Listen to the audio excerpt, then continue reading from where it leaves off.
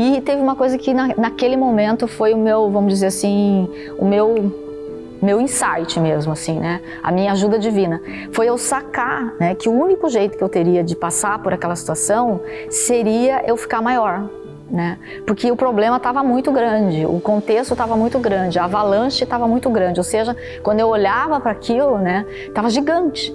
Então, o único jeito de eu passar por aquilo seria eu aumentar de tamanho, porque se eu tentasse mexer naquilo, aquilo não ia diminuir de tamanho, né? E aquilo era aquilo que estava, né? E aí eu falei, como é que aumenta de tamanho, né? Eu vou escalar, então, uma nova equipe interna, né? Eu vou ficar maior. Voltando ao self mosaico, né? Self é aqui, né? O eu, né? O que eu estava fazendo naquele momento era usar o meu know-how que eu usava com os clientes para mim. E aí naquele momento estava nascendo então isso que hoje eu chamo de self mosaico, né? Eu estava resgatando e escalando uma nova equipe interna para mim. Eu estava trazendo de volta o meu aventureiro, eu estava trazendo de volta um membro de equipe interna chamado sonhador, né? Idealista. Eu estava trazendo de volta todas essas pessoas que faziam com que eu me lembrasse que tudo bem que o meu problema estava gigante, mas que ele não era o único e nem o maior problema do universo, né? Então, nesse momento, é como se eu equalizasse, né? Sabe, a minha realidade, né? E eu comecei então a focar um pouco mais no outro, né? Eu comecei a fazer tudo aquilo que eu falo que é para fazer para os meus clientes, né? E eu comecei a falar, se eu fosse um cliente, o que eu faria? O que eu falaria, né, para mim mesmo? E naquele momento, o que eu falaria para mim, né? Eu falaria, olha para fora, né? Não fica tão para dentro, olha para fora, né? Então, olha para as pessoas. Então, de manhã, o que me tirava da cama era saber que eu ia ajudar alguém, sabe?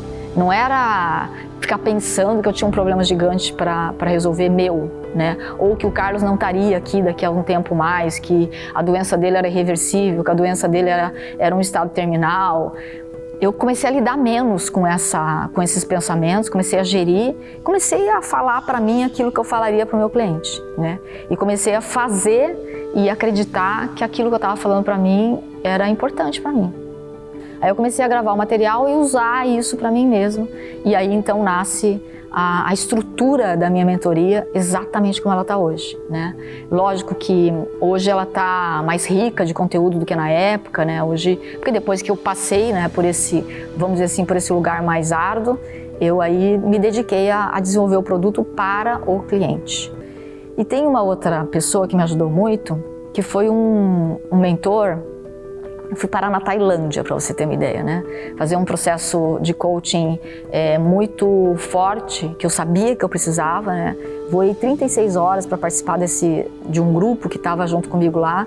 E nesse processo que eu fiz, que foi um processo bastante intenso, porque eu precisava de muita velocidade, né? Tava tudo acontecendo muito rápido, né? E um dia, num dos processos que eu fiz com ele, eu dei uma surtada lá. Foi um processo de coaching no palco, né? Onde acontecia no palco, outras pessoas assistindo. E eu fui trabalhar uma coisa emocional minha e eu dei uma surtada, né? E aí naquele momento lá, a gente acalmou a situação e ele virou pra mim e falou assim, Miriam, você tem que saber que você é uma pessoa que sente muito, você é uma pessoa que tem uma capacidade de sentir violenta, assim, né? Então, você precisa saber disso, né? E isso foi pra mim uma riqueza, sabe? Porque eu achava que eu era muito racional, né? Que não sei o quê lá. E aí, ali eu soube o porquê eu era tão racional, né? Eu desenvolvi todo o meu racional justamente para poder ter essa sustentabilidade para poder trazer o meu emocional e não me perder, né? Que é o que acontece muitas vezes. E uma outra frase que ele falou para mim foi assim, nem toda história triste precisa ser contada de uma forma triste, né? Então, hoje eu sei que essa história do Carlos, de tudo isso que aconteceu para mim, ela não é uma história feliz, né? Dependendo do ponto de vista que a gente dá para ela. Mas ela é uma história muito feliz se eu olhar para o tempo que eu fiquei com ele, né? Então eu prefiro olhar com gratidão. Então tudo fica muito legal se a gente souber até onde a gente vai com aquela história, né? E depois, a partir do momento que começa a gerar a dor, a gente saber que aquela dor vem, aí a minha ideia então aí é voltar para mim, né? Então eu tô passando por aquela dor porque é importante para mim, é importante naquele momento foi um movimento de crescimento meu, né? Então isso dá para mim a possibilidade de contar essa história de um jeito que me respeita, sabe? Que dá uma doçura para aquilo que foi bom, mas que não fica pesado, que não fica... Porque eu acho que essa história que eu vivi com o Carlos, ela não merece ser contada com peso, né?